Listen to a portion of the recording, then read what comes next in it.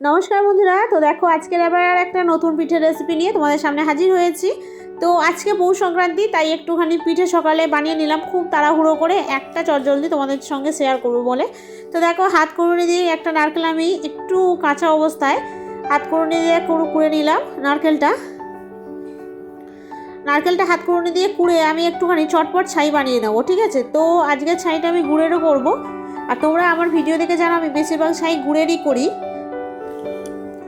তো ছাইতে আমি নারকেলের কোড়াটা আগে ফার্স্টে কড়াই দিয়ে দিলাম, দিয়ে ভালো করে নেড়ে ছেড়ে নেবো, হালকা ভাজা ভাজা করে নিই। আর গুড়টাকে একটুখানি ছুরি দিয়ে কেটে নিই, দিয়ে ভালো করে গুড়টা দিয়ে আমি নারকেলের কোড়াটাকে দিয়ে ভালো করে ছাই বানিয়ে নেবো।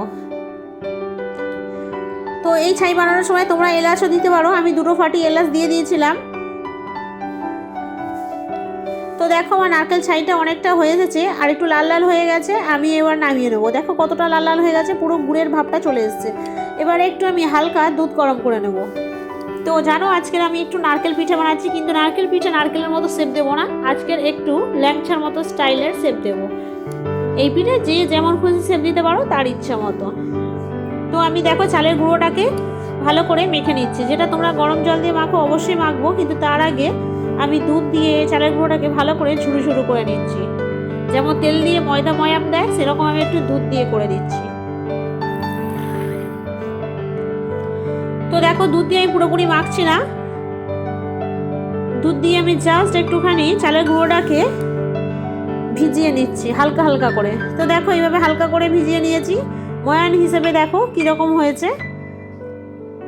এভাবে ঘেটে ঘেটে আমি হালকাভাবে এবার চেপে দেখাচ্ছি তোমাদের কেমন হয়েছে। এই দেখো, দেখেছো কতটা সুন্দর হয়েছে ময়ামটা। তো ফিরে এসেছি, আমি কড়ার মধ্যে একদম টকবগিয়ে জল ফুটিয়ে নিয়েছি, হালকা গুঁড়ো নুনও দিয়েছি পরিমাণ মতো নিয়ে, তাতেই গুঁড়োটা দিয়ে খুন্তি দিয়ে কন্টিনিউ আমি এটাকে নাড়তে থাকছি, কারণ ঠান্ডা হয়ে গেলে চালের গুঁড়ো তো শক্ত হয়ে যাবে। এরপর আরেকটু নুন দিয়ে দিলাম, দিয়ে আমি ভালো করে এটাকে নাড়তে থাকবো। নাড়তে নাড়তে দেখো হালকা শক্ত হয়ে এসছে। এর মধ্যে তোমরা ময়দা মিক্সড করতে পারো, করলে পিঠে আরও নরম আর সুন্দর হয়। তো দেখো আমাদের মাখা অলরেডি হয়ে গেছে।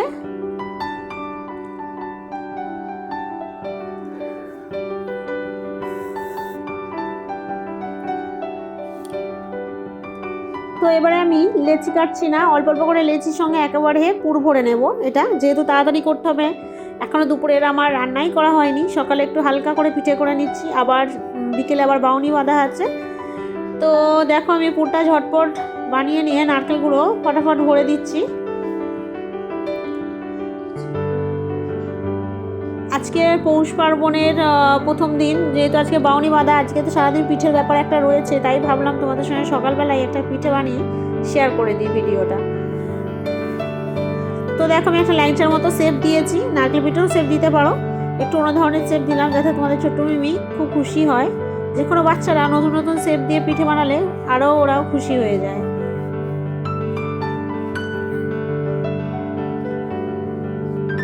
তো এইভাবে সবকটা পিঠে আমি আগে বানিয়ে নেব।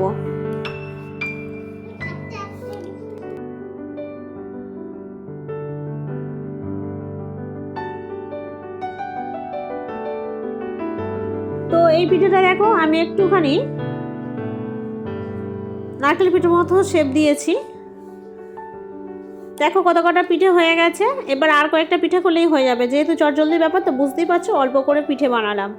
তা তোমরা কে কোন পিঠে এই পৌষ পার্বণের দিন বানিয়ে খেয়েছো অবশ্যই আমার ভিডিওতে কমেন্ট করে তোমরা জানাবে।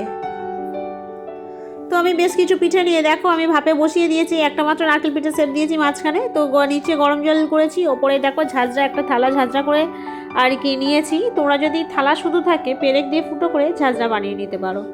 তো এই দেখো আমি পিঠেগুলো পরস্পর সাজিয়ে দিয়ে এবার ঢাকনা দিয়ে দেব। চলো ঢাকনা দিয়ে আমি 10 মিনিট পর ফিরে আসবো।